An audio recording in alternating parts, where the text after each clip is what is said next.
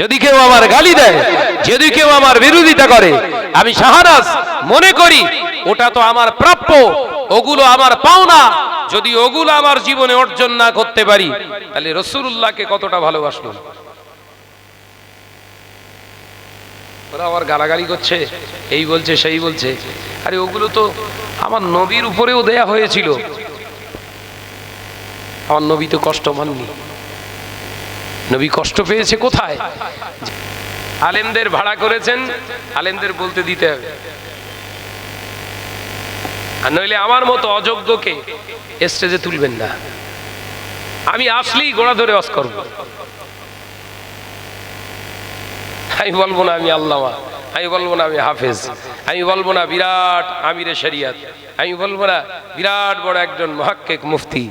আমি টাইটেল পর্যন্ত পড়াশোনা করেছি, যতটুকু আল্লাহ জ্ঞান দিয়েছে ওই জ্ঞানের কথাটাই বলে যাব। কথা বুঝতে পারছেন না? সেরে তাজ, আমাদের রাহবার, আমাদের পথ প্রদর্শক, যুগ সংস্কারক, মুজাদ্দিদ, যাকে আমরা লাকাব, সেই সমকালীন আলেমে দিনেরা বিচক্ষণতার পরিচয় দিয়ে তানাকে দিয়েছিলেন। তিনি হলেন যুগ সংস্কারক এবং আমিরে শরিয়ত। আজকে আলহামদুলিল্লাহ আমাদের ঘরের ছেলেরা এরকম দিনী প্রতিষ্ঠান, দিনী মজলিসগুলো, মুজমাগুলো প্রচুর পরিমাণে করছে, হিউজ পরিমাণে। এ বলার অবকাশ থাকে না, কিন্তু এই মজলিসের প্রতি যে একটা আকর্ষণ আজ থেকে 35-40 বছর আগে ছিল, সেই আকর্ষণ কিন্তু আস্তে আস্তে কমতে শুরু করেছে। কথা ঠিক না ভুল জোরে বলেন? আগে আবেগ আপ্লুত ভাবে মজলিসে এসে মানুষ বসতো অকাতরে, মানুষ চাতক পাখির ন্যায় চেয়ে থাকতেন হুজুরের মুখ থেকে কিছু শুনবো। ঠিক না ভুল জোরে বলেন? এখন এই আকর্ষণটা নেই, তিনটে কারণ। এই আকর্ষণ থাকার না থাকার প্রথম 1 নাম্বার কারণ হলো, আমরা যারা ওয়াইজিন আলেম হিসাবে স্টেজে উঠছি নসিহাত করবার লক্ষ্যে, আমাদের অ্যাকচুয়াল টার্গেট হয়ে গেছে নিজেকে জাহির করা এবং দুনিয়া লুটবার একটা চিন্তা। একদম হাকিকাত বলে দিচ্ছি। দ্বিতীয় নাম্বার,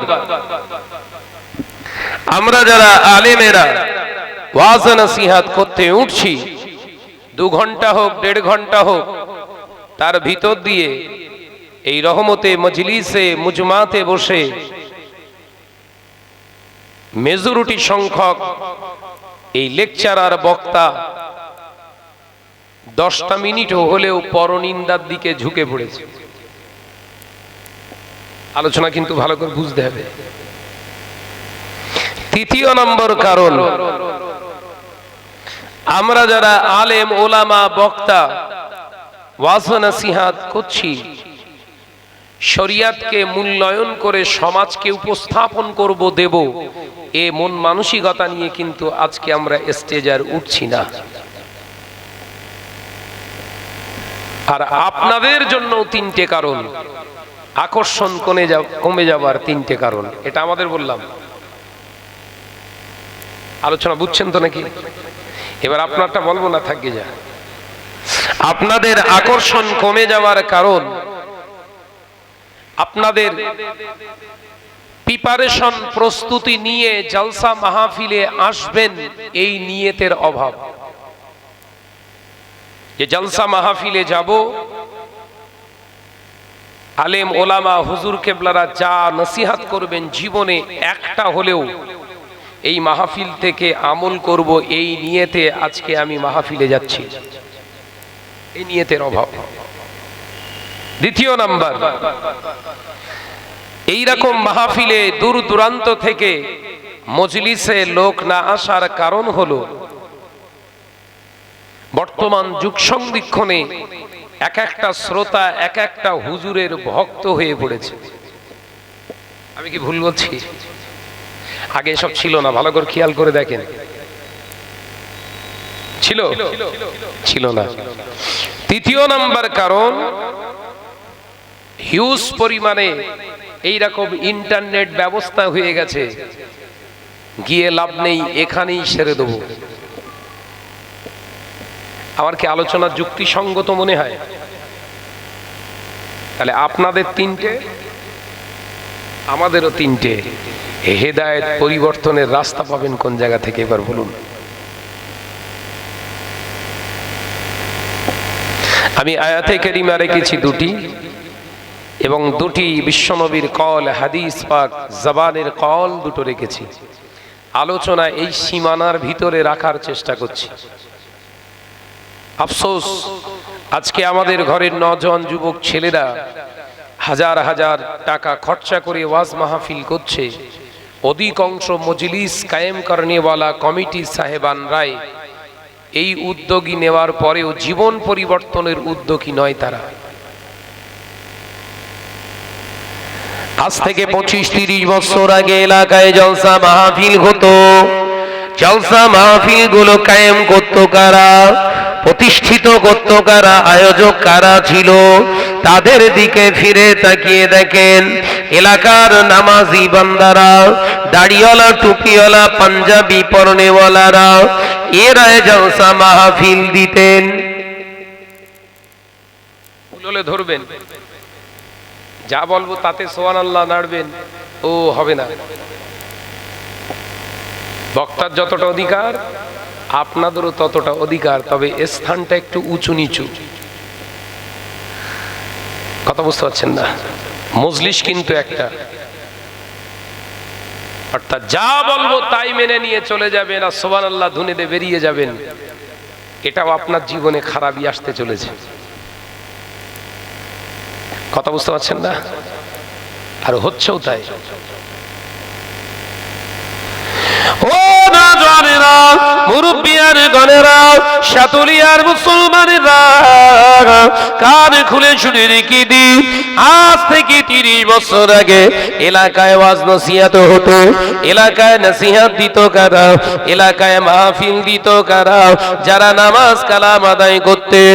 ও নওজওয়ানেরা, তাদের চিন্তা ছিল, আমরা তো নামাজ আদায় করছি, শরিয়াত যতটা পারি মেনে চলছি, কিন্তু গ্রামের অনেক ভাইরা, অনেক বাবাজিরা নামাজ পড়ে না, শরিয়াত মানে না, না জানার কারণে না মানাও। না না, শোন, চল চল, কিছু টাকা খরচা হয়ে হোক, চল, একটা রাত চলে যায়, যাক চল, সংঘবদ্ধ ভাবে গ্রাম কালেকশন করে একটা মজলিস দিই। ওই মজলিসে বেনামাজি শরিয়াতের খেলাফ কাজ করেনেওয়ালা ব্যক্তিগুলো হাজির হয়ে যাবে। আল্লাহওয়ালা আলেমে দ্বীনের আগা বক্তারা ওয়াইজিনেরা সে ওয়াজ নসিহত করবে।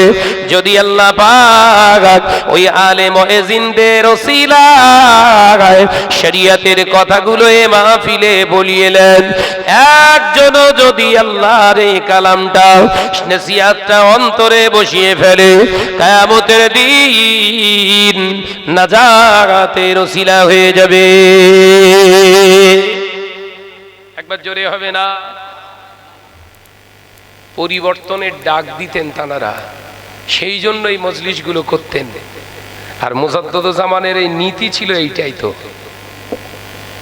কিন্তু আজকের যুগ সন্ধিক্ষণে আপনাদের নেক দোয়ায় যতটুকু মাহফিলে আমি যাই, খুব বেশি যাই না, ওই বছরে হয়তো 350 মতো মাহফিল আমাকে করতে হয়, খুব বেশি না। পশ্চিমবঙ্গের 19টা ডিস্ট্রিক্ট সহ আরো 6টা রাজ্যে আল্লাহ আপনাদের নেক দোয়ায়, আল্লাহর খাস রহমতে আল্লাহ নিয়ে যান। অধিকাংশ মজলিসগুলো দেখলে কষ্ট হয়, হাজার হাজার টাকা খরচা করছে, লক্ষ লক্ষ টাকা খরচ। আমাদের ঘরের ছেলেদের তো এখানে খুব জোর হলে 80 কি 90 হাজার টাকা কি 1 লক্ষ টাকা খরচ করেছে আজকে। কিন্তু এমনও মজলিস মাহফিলে আমি যাই, আল্লাহ নিয়ে যান, লক্ষ লক্ষ টাকা বাজেট।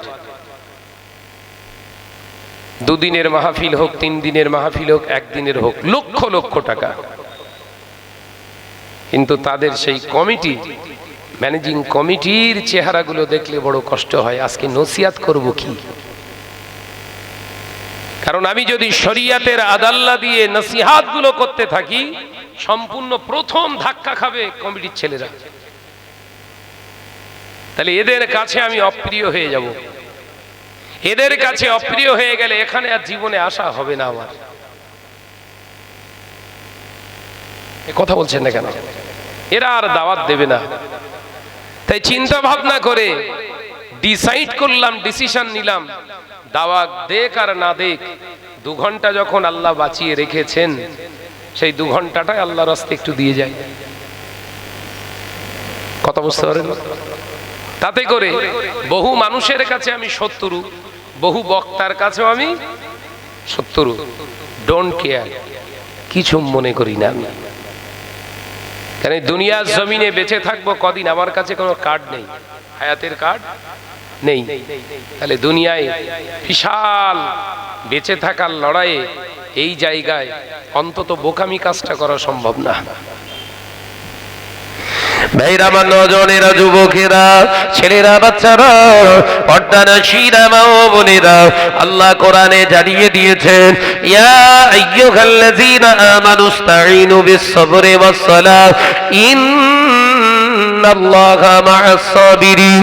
এ নজনেরা, যুবকেরা, ছেলেরা, বাচ্চারা, আমার আল্লাহ জানিয়ে দিলেন, ও বান্দা, ও আমার ইমানদার বান্দারা, ও আমার নেক বান্দারা, আমি আল্লাহ পাক জানিয়ে দিলাম, দুনিয়ার জমিনে যদি চাইতে হয়, দুনিয়ার জমিনে যদি কিছু পাওয়ার আশা করতেই হয়, দুনিয়ার জমিনে যদি কিছু পাওয়ার আশা রাখতে হবে, দুনিয়ার কোনো মানুষের কাছে নয়, আমি আল্লাহ পাক জানিয়ে দিলাম, আমার কাছে তোরা চাও। ইস্তাঈনু বিস-সাবরি ওয়াস-সালাহ, আমি আল্লাহ পাক জানিয়ে দিলাম, নামাজের মুসাল্লায় দাঁড়িয়ে আমি আল্লাহ পাক জানিয়ে দিলাম, সহনশীলতা অবলম্বন করো, সবর করো, ধৈর্য ধারণ করো। আমি আল্লাহ পাক জানিয়ে দিলাম, ইন্নাল্লাহা মা'আস সাবিরিন, আমি আল্লাহ পাক নিশ্চয় সবরকারীদের সাথে আছি। একবার জোরে হবে না, একবার চিল্লে হবে না। তাহলে সবরকারী হলে শুধু হবে না, আল্লাহ বললেন আমার সাহায্য পেতে গেলে 2টো কাজ মাস্ট। নাম্বার 1 নামাজ পড়তে হবে, দ্বিতীয় নাম্বার হচ্ছে সবর করতে হবে। আলোচনা বুঝছেন তো? আল্লাহর কাছ থেকে যদি কিছু পেতে চান, এই প্রত্যাশা যদি আপনার ভিতরে জেগে ওঠে, তাহলে প্রথম কাজ হচ্ছে আপনি নামাজে দাঁড়ান। কিন্তু আমাদের চাওয়া পাওয়া তো সম্পূর্ণ উল্টো হয়ে গেছে। আমরা নামাজ কালাম করতে চাই না, কিন্তু আল্লাহর কাছে বিরাট কিছু চাই, এবং না পাওয়ার ফলশ্রুত কি হয়? চাইতে ভালো লাগে না, এত চাই দেয় না। দোষ দিচ্ছে কার? কথা বলেন না কেন? দোষ দিচ্ছে সম্পূর্ণ আল্লাহর, সম্পূর্ণ কুফরি করছে। এই জ্ঞান মুসলমানের এখন নেই।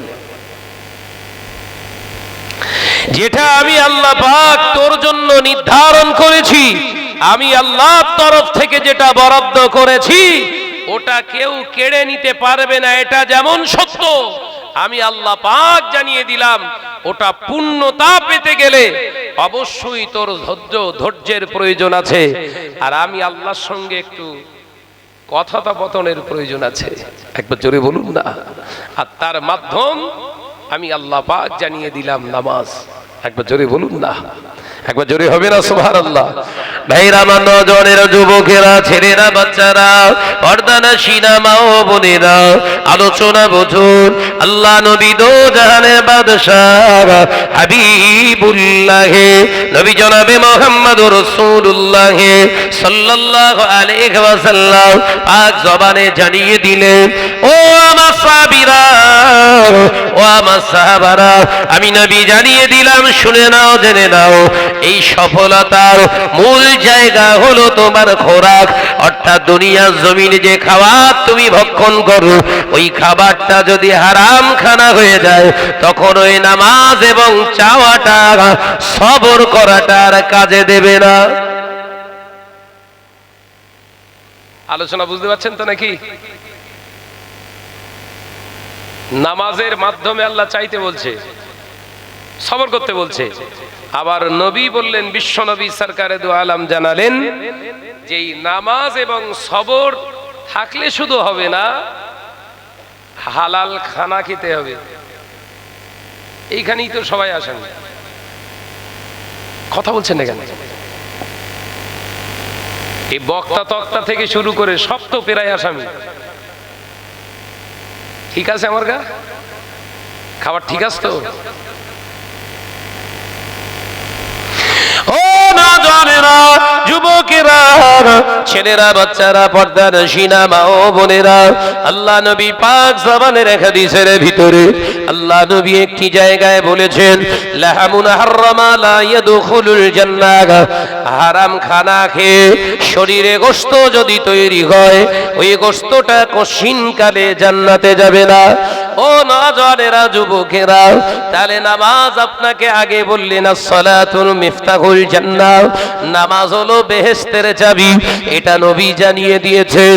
আবার ওই নবী, বিশ্ব নবী সরকারে দু আলম জানিয়ে দিলেন, লাহমুন হারামা লা ইয়াদখুলুল জান্নাহ, হারাম খানা খেয়ে শরীরে যদি গোশত নির্মিত হয়, ওই গোশতটা কশিনকালে জান্নাতে যাবেন না।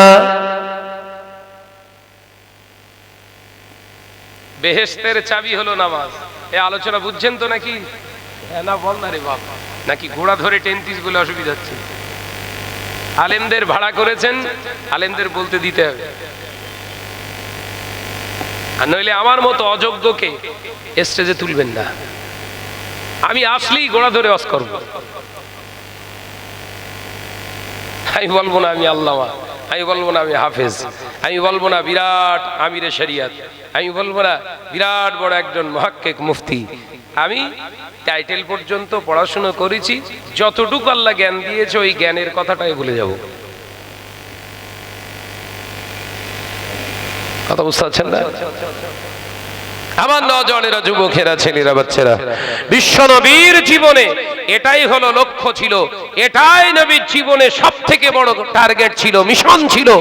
সমাজ থেকে যদি হারামকে উৎখাত করা যায়, তাহলে এই গোটা পৃথিবীটা শান্তি আর শান্তির বাতাবরণ তৈরি হবে। একবার জোরে বলুন, একবার জোরে বলেন।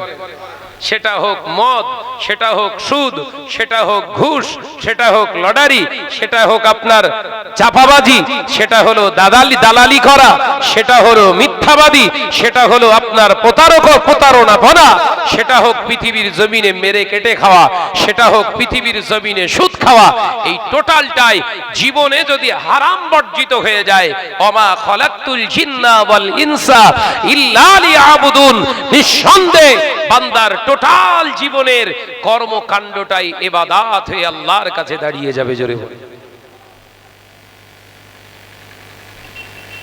কিন্তু রয়েছে, আছে নামাজ, আছে রোজা, আছে হজ, তার সঙ্গে সুদ ফিরি।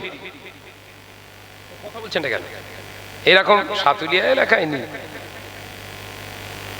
বলে না ভাই সুদ আছে কি জানি না, তবে আমাদের এলাকায় ওই আমাদের ঘরের বউগুলো একটু অর্ধেক ওই গ্রুপ করে।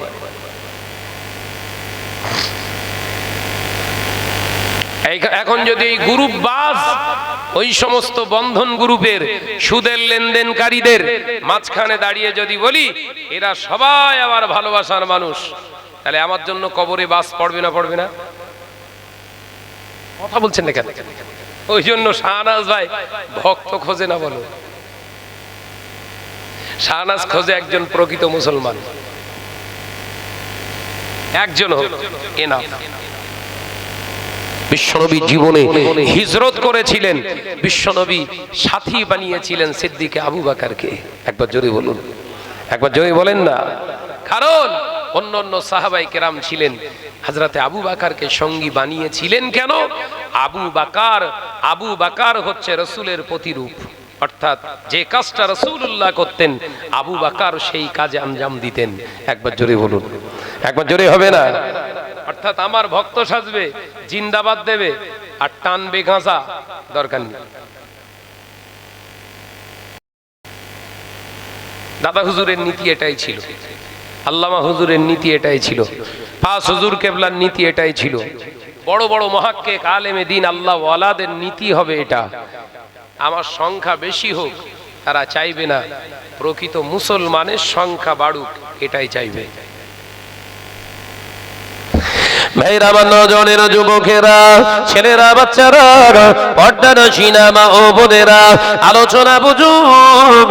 আল্লাহ নবী দোজারে বাদশাহ হাবিবুল্লাহ নবী জনাবে মুহাম্মদ রাসূলুল্লাহ সাল্লাল্লাহু আলাইহি ওয়াসাল্লাম নবী আমার পাক জবানে জানালেন, ও বাবা সাহাবীরা, ও আমার সাহাবারা, আমি নবী জানিয়ে দিলাম এমন একটা দিন আসবে, সময় আসবে, যেদিনে দেখতে পাওয়া যাবে আমার উম্মতেরা নামাজ পড়বে, আমার উম্মতেরা রোজা আদায় করবে, আমার উম্মতেরা হজ আদায় করবে, আমার উম্মতেরা যাকাত আদায় করবে।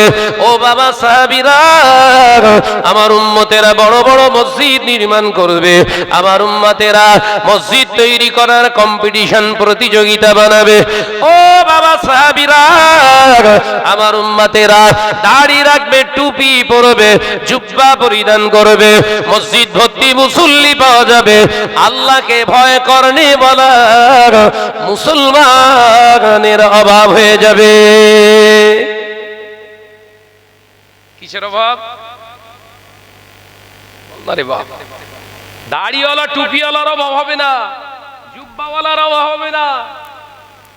অভাব কার? মুসলমানের অভাব। তাহলে এরা কারা? কথা বলে না। আজকে জুম্মাতে যতজন মানুষ মসজিদে নামাজ আদায় করেছে, প্রত্যেকেই তো দাবিদার আমরা ইমানদার। কথা বলছেন না কেন?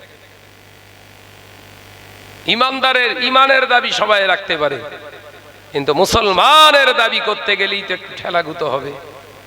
আর কারুর সঙ্গে ঠেলাগুতো বাদুক আর না বাদুক, ইবলিসের সঙ্গে আপনার তো সম্পর্ক ভালো থাকবে না।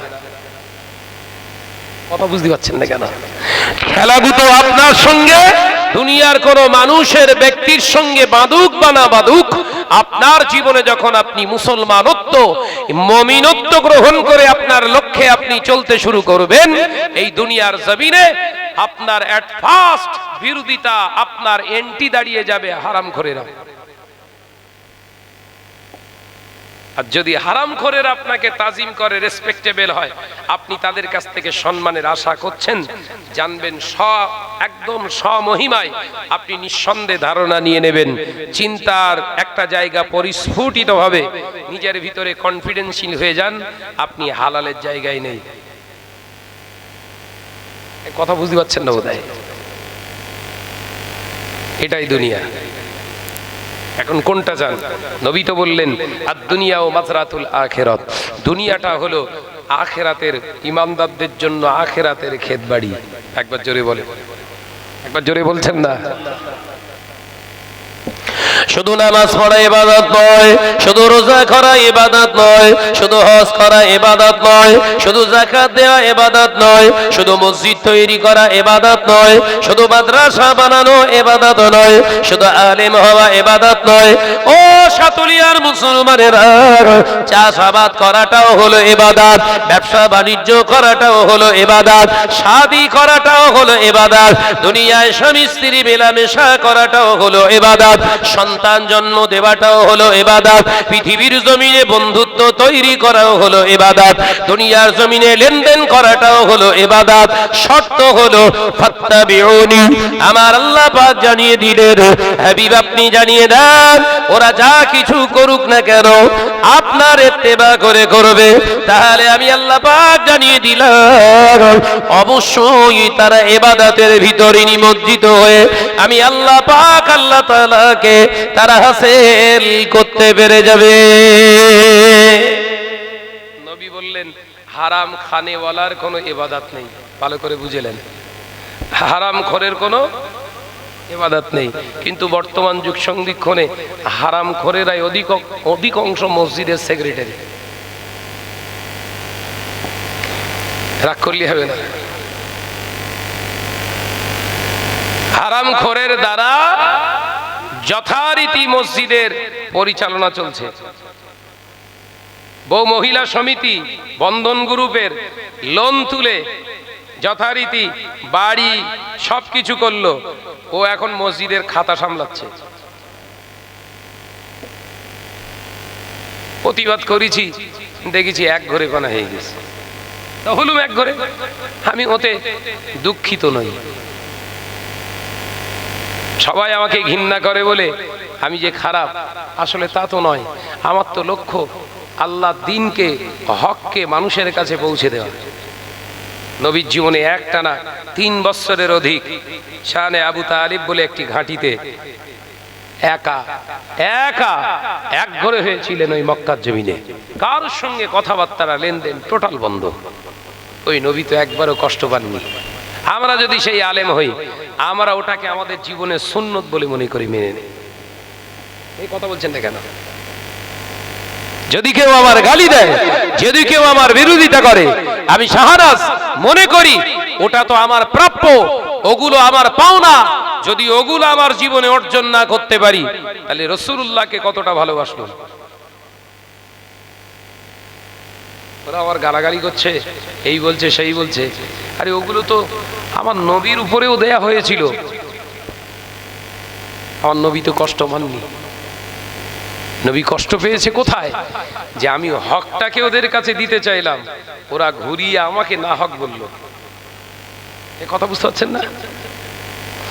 আল্লাহ নবী যখন বললেন মান ক্বালা লা ইলাহা ইল্লাল্লাহু ফাদাখালাল জান্নাহ, ও আমার মক্কাবাসীরা, আমি নবী তোমাদের জানিয়ে দিলাম, তোমরা যদি জবান দিয়ে একবার পড়ে নাও লা ইলাহা ইল্লাল্লাহু মুহাম্মাদুর রাসূলুল্লাহ ফাদাখালাল জান্নাহ, আমি নবী জানিয়ে দিলাম, যদি জবান দিয়ে তোমরা পড়ে নাও নেই কোনো মাবুদ আল্লাহ ছাড়া, আমি তোমাদের মুহাম্মদ সাল্লাল্লাহু আলাইহি ওয়াসাল্লাম জানিয়ে দিলাম, অবশ্যই আল্লাহর রহমতের জান্নাতে যাবে। এ নওজওয়ানেরা, যুবকেরা, ছেলেরা, বাচ্চারা, আমার নবী শিয়ারের আশা করেননি, টাকার কথা বলেননি, নবী আমার সম্মানের কথা বলেননি। ওই সমস্ত বিপদগামী মানুষগুলো, মানুষ রূপে হিংস্র ক্যারেক্টারওয়ালা জন্তুগুলো আমার নবী চেয়েছিলেন মানুষ বানাতে।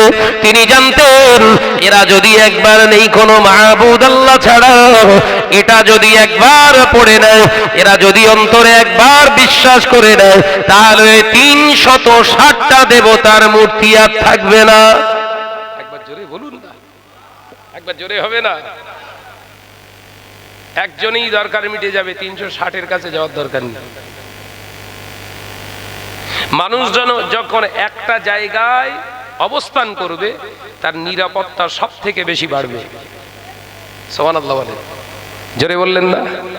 এই আজকে জালসা মাহফিল দিয়ে উদাহরণ দেয়া যায়। যতক্ষণ এই মজলিসের ভিতরে অবস্থান করবেন, ততক্ষণ আপনি নিরাপদ। কিসের নিরাপদ? আপনার জীবনে এই 2 ঘন্টা 4 ঘন্টা আর পাপ জড়ালো না। সুবহানাল্লাহ বলেন, একবার জোরে হবে না? যতক্ষণ এই মজলিসে অবস্থান করবেন, আপনি নিরাপদ। কি থেকে? শয়তানের ওয়াসওয়াসা থেকে। বিশ্বনবীর লক্ষ্য, যদি কলেমাটা একবার তাদের জীবনে ধারণ করে নেয়, অন্তত তারা একটা জায়গায় তারা নিজেদের জিন্দেগিটা তৈরি করতে পারবে। অর্থাৎ তাদের জীবনে যে উচ্ছৃঙ্খল, অস্থিরতা, মারামারি, কাটাকাটি, ইজ্জত নিয়ে টানাটানি, জিনা, ব্যভিচার, ঘুষ, জুলুম করা, মানুষের উপরে কর্তৃত্ব জাহির করা, এগুলো অন্তত বন্ধ হয়ে যাবে। আর এটা যখন বন্ধ হবে, এমনি এই অমানুষগুলো মানুষের রূপ নেবে। একবার জোরে বলুন, একবার জোরে হবে না? সুবহানাল্লাহ। এটাই তো ছিল বিশ্বনবীর মিশন। কিন্তু আমাদের লক্ষ্য তো আলাদা হয়ে গেছে। আমাদের লক্ষ্য আলাদা হয়ে গেছে। আল্লাহ নবী সাহাবীরা প্রশ্ন করলেন, ইয়া রাসূলুল্লাহ, হাবিবাল্লাহ, হুজুর আপনি বললেন নামাজ আদায় করবে, রোজা আদায় করবে, হুজুর যাকাত আদায় করবে, হজ আদায় করবে, বড় বড় মসজিদ বানাবে, ইয়া রাসূলুল্লাহ, হাবিবাল্লাহ, টুপি পরবে, দাড়ি রাখবে, জুব্বা পরিধান করবে, মসজিদ ভর্তি মুসল্লি হবে, অথচ আল্লাহকে ভয় করেন বলা মুসলমানের অভাব হয়ে যাবে। ইয়া রাসূলুল্লাহ, হাবিবাল্লাহ, হুজুর কারণটা কি? আল্লাহ নবী বলেছিলেন অলির রিবা, তার কারণ হয়ে যাবে সুদ। ও আমার সাহাবীরা, তখন মুসলমানের ঘরে ঘরে, আমার উম্মতের ঘরে ঘরে সে সুদের লেনদেন শুরু হয়ে যাবে। মুসলমানেরা সুদের লেনদেনকারী হয়ে যাবে, তখন ওদের মসজিদগুলো হবে মডিফাই, বিউটিশিয়ান মসজিদ হবে, কিন্তু মসজিদের আমানত থাকবে না। কিসের লেনদেনকারী হবে? হচ্ছে না। জেনা করা আর জেনা করা দেখা আলাদা গোনা, আলাদা গোনা, দুজন নারী একই গোনা। চুরি করা আর চুরি করা দেখা, দেখে চুপ করে থাকা, প্রতিবাদ না করা, ওখান থেকে পালিয়ে না যাওয়া, ওই চোর আর দেখনেওয়ালা ব্যক্তিটা একই। রাগ করছেন? এখন বলতে পারেন ভাইজান এ কথা কেন বললেন? আমি এই জন্য বললাম, বউটা তো আপনার, কথা বলছেন না, বউটাতে যে আপনার, আপনার বউ যখন মহিলা সমিতি বন্ধন গ্রুপের লোন জমা দিতে যায়, নিঃসন্দেহ ওর সঙ্গে অতপ্রতভাবে আপনি জড়িত। কথা বলছেন না কেন? কান টানলে মাথা তো আগে আসবে, কিন্তু গোটা বডি আসবে। ভাইরা আমার, নজরেরা, যুবকেরা, ছেলেরা, বাচ্চারা, পর্দানশীনা মা ও বোনেরা, আল্লাহ নবী সাহাবীরা প্রশ্ন করলেন, ইয়া রাসূলুল্লাহ, হাবিবাল্লাহ, এই সুদের লেনদেন করার কারণে আর কি কি হবে? ও নজরেরা, যুবকেরা, ছেলেরা, বাচ্চারা, এবার আল্লাহ নবী পাক জবানে জানিয়ে দিলেন, এই সুদের লেনদেনকারী করনেওয়ালা ব্যক্তিটার অন্তর থেকে ঈমানি সম্পদ এক নাম্বার হলো, সেটা হলো ইত্তাকুল্লাহ, আল্লাহকে ভয় করা। ঈমানের প্রথম অঙ্গ, সেটাই ধ্বংস হয়ে যাবে। অর্থাৎ সুদের লেনদেনকারীর ভিতর থেকে আল্লাহর ভয়টা শেষ হয়ে যাবে। ঈমানের 70টার উপরে শাখা আছে, কটা? কোন রিওয়ায়েতে আরো বেশি। প্রথম নম্বরে বলা আছে, প্রথম নম্বরে বলা আছে ঈমানের প্রথম শাখা, ঈমান প্রতিস্থাপন করতে গেলে যেটার প্রয়োজন, অত্যন্ত গুরুত্বপূর্ণ তাৎপর্যপূর্ণ যেটা জায়গা, সেটা হলো খাউফিল্লাহ, আল্লাহর ভয়। বিশ্বনবী বললেন, যারা এই সুদের লেনদেনকারী হয়, এদের ভেতরে আর আল্লাহর ভয়, জোরে বলে, জোরে বলে, থাকবে না।